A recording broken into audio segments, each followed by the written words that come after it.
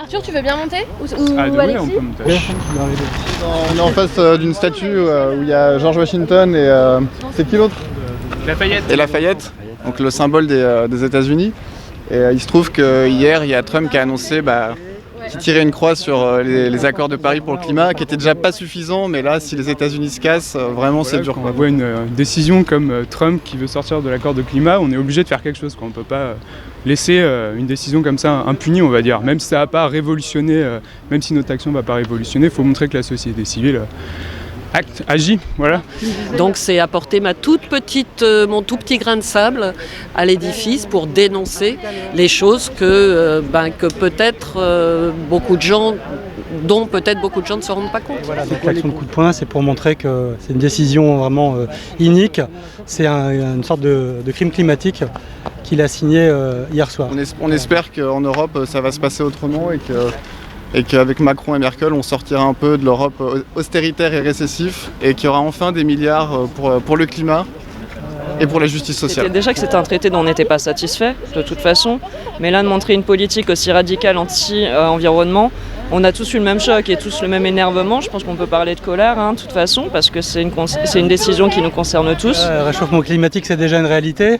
Et là, avec la décision de Trump, c'est clair que peut-être qu'il faudra le porter tous les jours. Il faudrait dire à Donald qu'il est en train de péter complètement un fusil. C'est symbolique parce que de toute façon, on sait qu'il est complètement fou, mais il faut réagir parce que c'est absurde de faire ça. Un monsieur qui s'occupe que de ces milliards, il ne s'occupe pas de climat et des futures générations tout simplement. Nino, tu peux venir me tenir à l'échelle?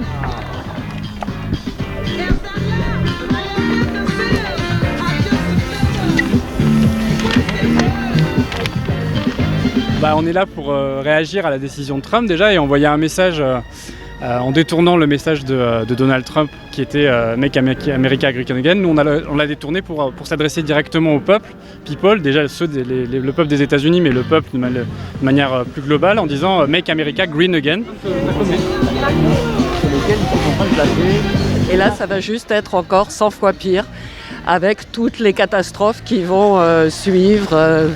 Donc c'est juste insupportable. Et je pense que les actions vont se multiplier. Là, c'est une première petite action. Je pense que c'était une envie directe des militants. Mais dans les jours à venir, ça ne m'étonnerait pas que d'autres associations et les mêmes militants aussi continuent leurs actions pour lutter et pour exprimer leur mécontentement face à cette décision. Une cause qui touche toute la planète, qui nous touche nous directement, mais qui touche l'ensemble des gens, et y compris tous ceux qui n'ont pas les moyens, comme nous, de prendre la parole et de faire ces choses-là pour le dénoncer.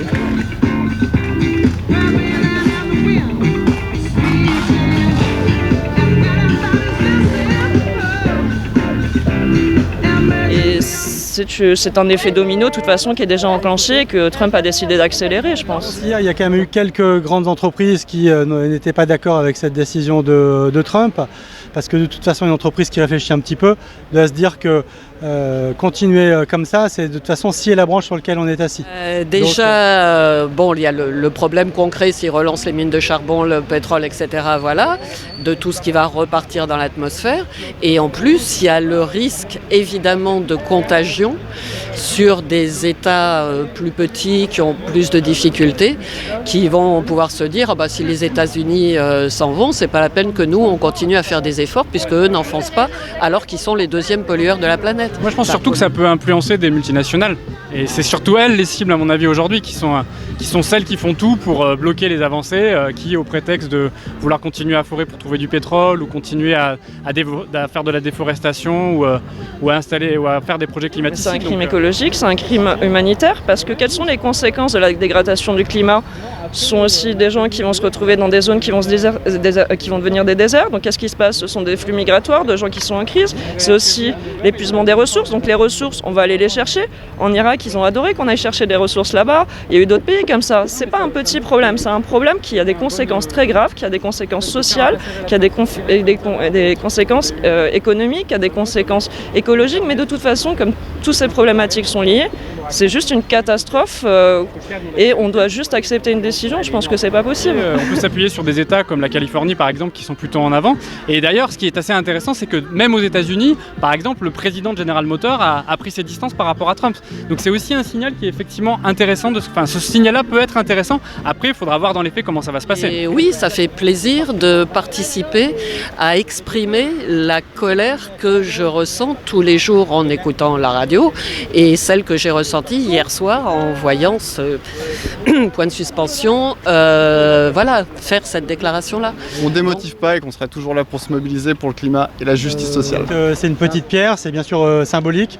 Ensuite, il va falloir se battre. Mais de toute façon, on se bat déjà pour cette justice sociale et environnementale.